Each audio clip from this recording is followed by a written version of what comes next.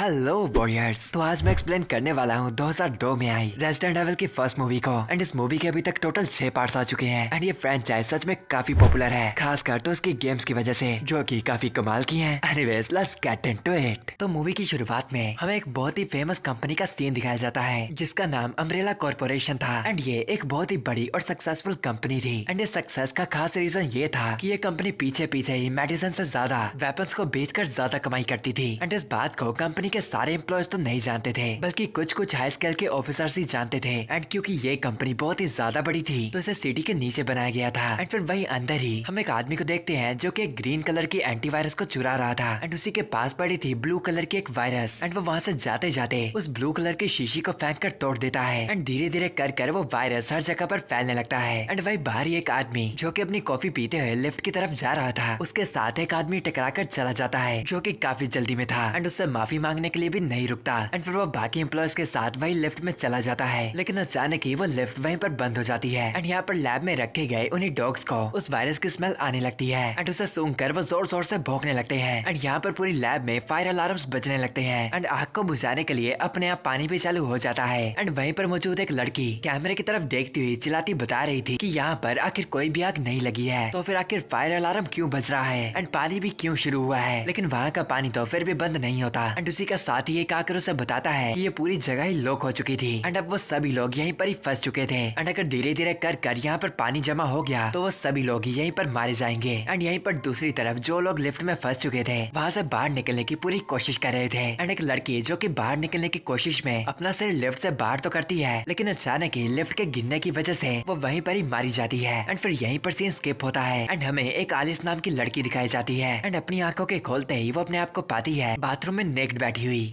And उसे बिल्कुल भी याद नहीं होता कि वो यहाँ पर क्यों और कैसे है, क्योंकि उसकी मेमोरी लॉस्ट हो चुकी थी। एंड यही वजह थी उसे कुछ भी याद नहीं होने की। एंड बाहर आकर आलिस को एक कमरे में एक लॉकर के अंदर एक पड़ी हुई गन दिखाई देती है। एंड वही पास ही पड़े एक टेबल पर वो रखी हुई एक पिक्चर को देखती है। एंड वो पिक्चर उसके और उसके हस्बैंड की शादी की थी। एंड ऑफ कोर्स उसे इतना भी याद नहीं होता कि उसकी शादी कब हुई थी। एंड आलिस उस जगह पर कुछ अजीब महसूस करती है कि तभी एक आदमी वहाँ पर फटाफट आता है, जिसका नाम दरअसल मैट था। एंड वो आलिस को बताता है कि वो यहाँ पर उसकी मदद करने के लिए आया है। एंड फिर अचानक ही खिड़कियां घुड़कियां तोड़कर सोल्जर्स इकट्ठा होकर वहाँ पर आ जाते हैं। एंड वो लोग इन दोनों को पकड़ लेते हैं। एंड वो सोल्जर्स एलिस और मैट को लेकर अम्ब्रेला कॉर्पोरेशन की ट्रेन में चल जाते हैं। एंड वहीं पर बंद हुआ उन्हें एक और आदमी दिखता है। एंड उस बेहोश आदमी का नाम स्पेंस था। एंड ये वही था जो एलिस के साथ फोटो में था। एंड उसे भी एलिस की तरह कुछ भी याद नहीं था। एंड स्पेंस को देखते ही एलिस को कुछ हल्के हल्के विजन्स आते हैं, जो कि उसकी यादों के ही थे। एंड फिर टाइम बाद वो ट्रेन में काफी आगे आ जाते हैं। एंड एलिस सीनियर सोल्जर से पूछती है कि आखिर यहाँ पर चल क्या रहा है। एंड वो एलिस को बताता है कि एलिस की कोई भी शादी नहीं हुई, बल्कि वो सब कुछ बिल्कुल नकली था। एंड वो शादी का सारा ड्रामा उन्होंने इसलिए किया था ताकि वो उस जगह पर जा पाए जहाँ पर वो भी जा रहे थे। एंड वो उन्हें ये भी बताता है कि जिस घर से उन्होंने उसे पकड़ा था, उसी घर के नीचे के रास्ते के जरिए वो एक बहुत बड़ी अम्ब्रेला कॉर्पोरेशन की लैब में जा रहे थे, क्योंकि अम्ब्रेला कॉर्पोरेशन को चलाने वाली एआई कंप्यूटर ने वहाँ के सभी एम्प्लॉयज को मार डाला है। एंड यस, मैं उन्हीं की बात कर रहा हूँ जिन्हें हमने पहले सीन में मरते देखा था। एंड फिर वो लोग एक अजीब सी जगह पर पहुंच जाते हैं। एंड सीनियर सोल्जर अपने सभी सोल्जर्स को कहता है उस जगह को एकदम अच्छे से एक्सप्लोर करने को। एंड वही अम्ब्रेला कॉर्पोरेशन का एआई कंप्यूटर, जिसका नाम रेड क्वीन था, उन सभी को देख रही थी। एंड अपना डेटा इकट्ठा कर रही थी। एंड यहाँ पर सोल्जर्स दो की टीम में अलग अलग हो चुके थे। एंड उन्हीं सोल्जर्स में एक हैकर भी होता है, जो अपनी हैकिंग स्किल्स को यूज कर एक रास्ते को खोल देता है। एंड कुछ सोल्जर्स अंदर जाने लगते हैं कि तभी उस जगह का दरवाजा अपने आप ही बंद हो जाता है, जो कि और किसी का नहीं बल्कि रेड क्वीन का काम था। एंड तभी उस बंद हुई जगह पर लेजर्स निकलना शुरू हो जाती है। एंड पहले तो एक फीमेल सोल्जर मारी जाती है, जिसे उसी कमरे के बाहर खड़ी एलिस देखकर बिल्कुल घबरा जाती है। एंड उस हैकिंग सोल्जर को फटाफट दरवाजा खोलने को बोलती है ताकि ये लेजर्स फटाफट बंद हो पाए। लेकिन तभी फिर से लेजर्स निकलकर एक और सोल्जर को मार देती है। एंड अब उस लेजर से बचने की बारी थी सीनियर ऑफिसर की। एंड उन लेजर्स को डोज करना सच में बहुत ही मुश्किल था, क्योंकि वो जैसे भी जब मारेगा लेजर भी वहाँ पर आ जाएगी। एंड फिर जिस टाइम में वो हैकर दरवाजा खोल देता है, वो लेजर्स अपने डिजाइन को चेंज कर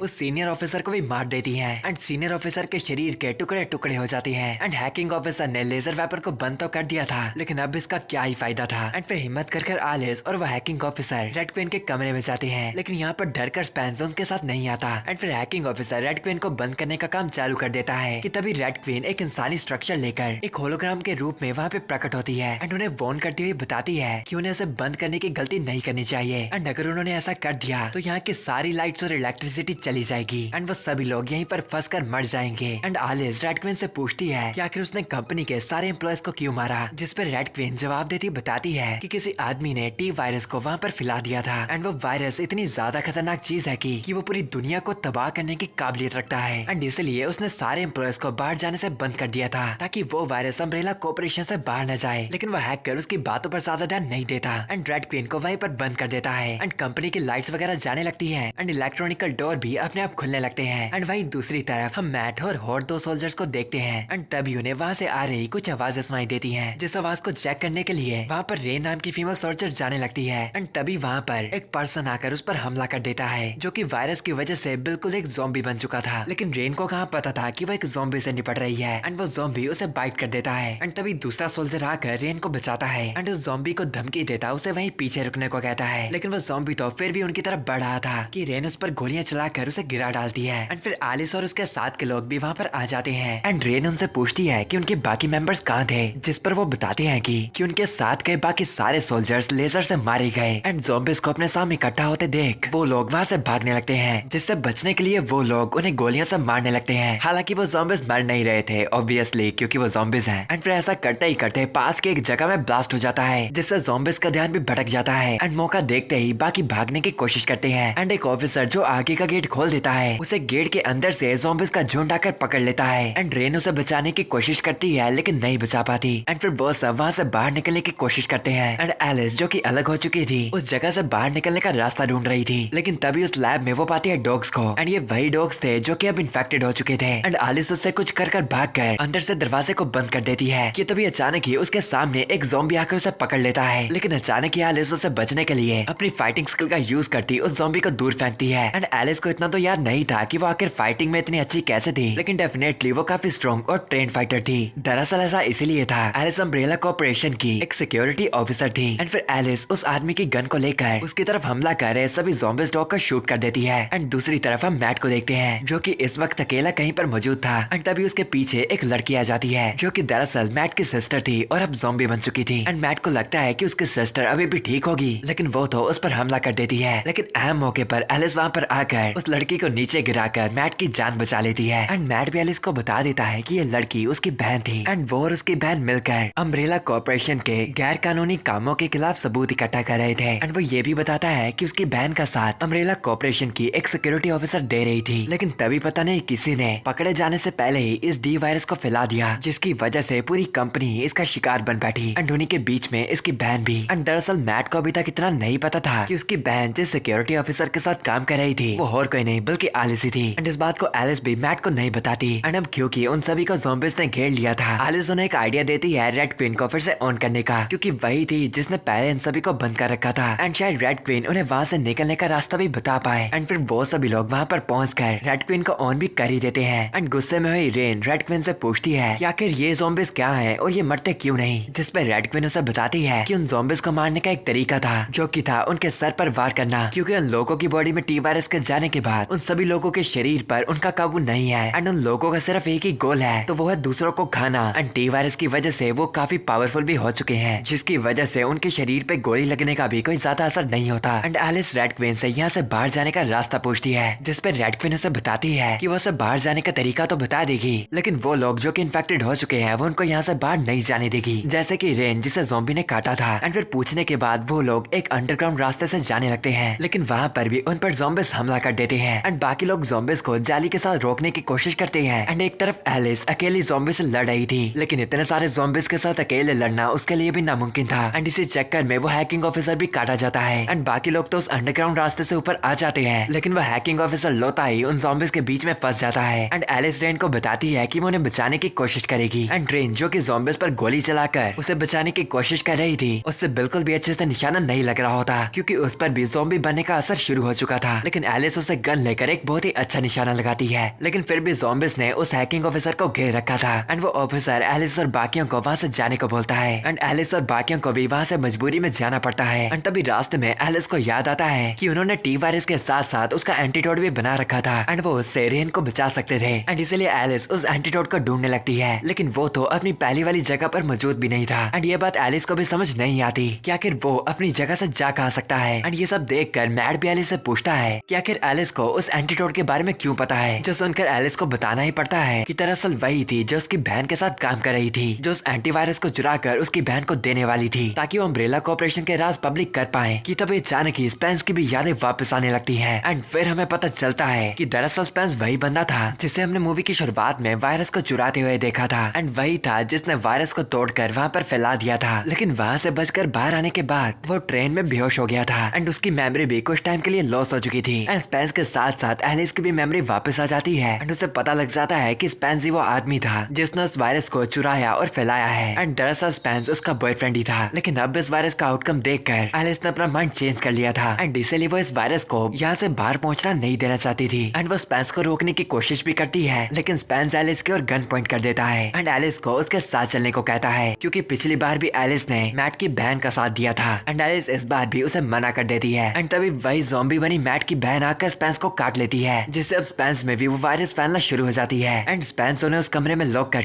वहाँ से बाहर आ जाता है जहाँ पर उसने उस एंटीडोट को रखा हुआ था। एंड वो उस एंटीडोट को लगाने ही वाला होता है कि वो वहाँ पर शायद से लड़का पाता है एक बहुत ही भयानक म्यूटेंट को। एंड ये म्यूटेंट इंसानों का खून पी पी कर और भी ज्यादा शक्तिशाली और डेवलप्ड होता था। एंड ये म्यूटेंट स्पेंस को मारकर खा जाता है। एंड अब पीछे पड़ जाता है एलिस और बाकियों के। एंड एलिस रेड क्वीन से रिक्वेस्ट करती है उस दरवाजे को खोलने को। लेकिन रेड क्वीन इसकी एक शर्त रखती है कि वो दरवाजे को तभी खोलेगी जब वो इन्फेक्टेड रेन को मार देगी। लेकिन एलिस रेड क्वीन की ये बात नहीं मानना चाहती थी। एंड तभी बाहर के दरवाजे से वो हैकिंग ऑफिसर आकर रेड क्वीन को बंद कर देता है और बाहर का दरवाजा खोल देता है। एंड उसी दूसरे दरवाजे से उनके पीछे वही म्यूटेंट भी पड़ रखा था। एंड फिर वो लोग फटाफट कर उस ट्रेन में बैठकर वहाँ से जाने लगते हैं। एंड फिर एलिस भी एंटीडोट लेकर इन्फेक्टेड हुए लोगों को लगा देती है जहाँ पर उनका पीछा करते हुए वो म्यूटेंट मॉन्स्टर भी आ जाता है। एंड ट्रेन पर भी उस एंटीडोट का असर नहीं होता क्योंकि उसे कटे हुए काफी टाइम बीत चुका था। एंड वो ज़ॉम्बी बनकर मैट पर हमला कर देती है लेकिन मैट कुछ कर उससे बचकर उसके सर पे गोली मारकर उसे मार देता है। एंड एलिस भी कुछ कर उस म्यूटेंट मॉन्स्टर को बेवकूफ बनाकर मार देती है। एंड फाइनली ट्रेन से उस मैंशन में वापस आने के बाद वो मैट को वो एंटीडोट लगाने वाली होती है क्योंकि उस पर उस म्यूटेंट मॉन्स्टर ने हमला किया था। लेकिन तभी वहाँ पर कुछ लोग आकर एलिस को पकड़कर ले जाते हैं एंड मैट को भी ले जाकर उस पर एक्सपेरिमेंट करने लगते हैं। एंड फिर एलिस की आंख खुलने पर वो अपने आप को पाती है एक लैब जैसी जगह में। एंड उस जगह से बाहर आने के बाद वो पाती है कि वो पूरी सिटी तबाह हो चुकी थी। एंड ये करतूत डेफिनेटली ज़ॉम्बिस की ही थी। मतलब कि मैट के बाहर आने की वजह से वो वायरस अब हर जगह फैल चुका था एंड ज़ॉम्बिस भी।